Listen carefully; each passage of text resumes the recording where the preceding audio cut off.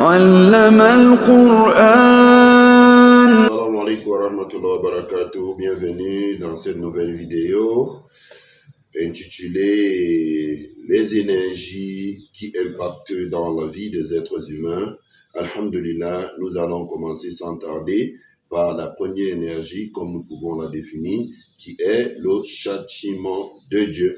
Le châtiment de Dieu fait partie des énergies métaphysiques ou invisibles, mais qui impactent et qui peuvent détruire la vie des êtres humains. À la suite de cela, nous avons la malédiction vraie d'un parent, parce que la malédiction d'un parent, c'est ce dont le parent a raison et que celui qui est maudit a commis des actes répréhensibles ou encore de désobéissance à outrance. Mais par contre, lorsque les conditions de malédiction ne sont pas réunies, dont la personne maudite n'a rien fait de tel ou encore qui méritait une malédiction, en ce moment, on peut l'appeler une fausse malédiction. Donc, pour continuer, nous avons à la suite de cela les pactes ancestraux. Les pactes ancestraux, c'est l'ensemble des conditions de relation avec les esprits, les démons, ou alors des contrats, ou alors l'oppression sur des créatures de Dieu sur la terre, faites par des familles ancestrales, dont nos ancêtres, pour être plus précis.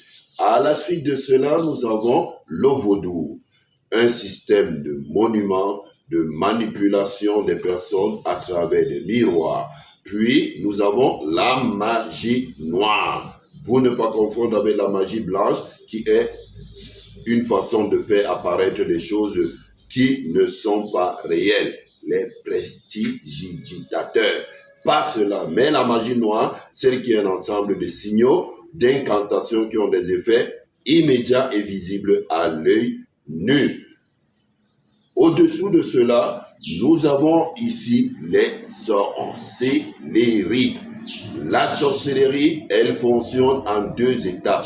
La première étape est la formule de la sorcellerie, un élément de la personne, une écorce, une feuille sur laquelle on a dessiné des constellations au nom de la convocation d'un tel ou un tel. Mais la formule ou la fonction de cette sorcellerie est plutôt un ensemble d'esprits ou de démons convoqués. En échange, on leur donne des sacrifices.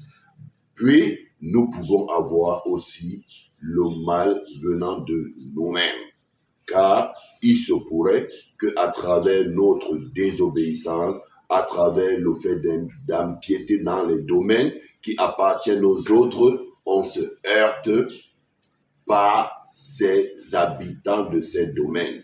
On va entrer plus en détail dans les prochaines vidéos. Restez connectés, que Dieu nous maintienne en santé et qu'il augmente notre foi. Salamu alaikum wa rahmatullahi wa barakatuh.